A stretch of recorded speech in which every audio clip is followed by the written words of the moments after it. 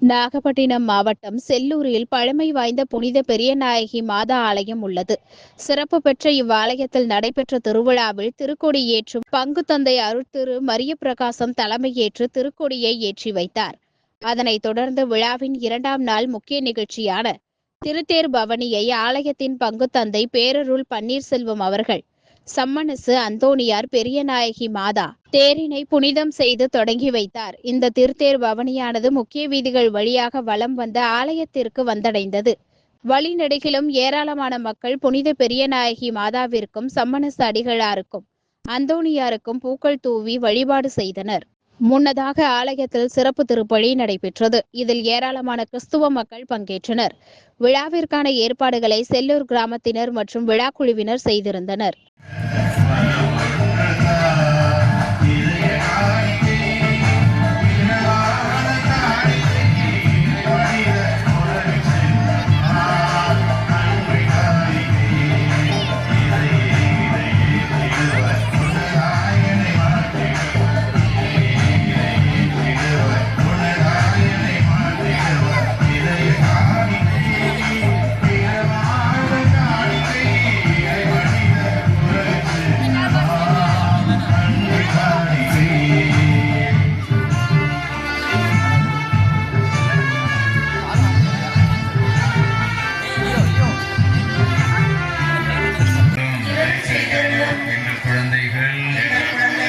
அறிவிலும் ஞானத்திலும் தெய்வ பயத்திலும்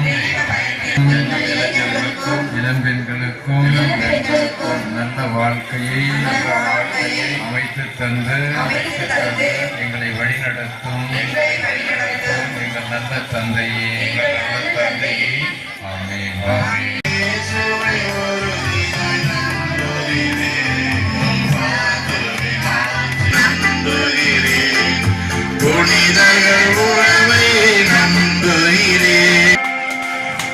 நம் விண்ணக தந்தையானவர் நம் ஜெபங்களை எல்லாம் காது கொடுத்து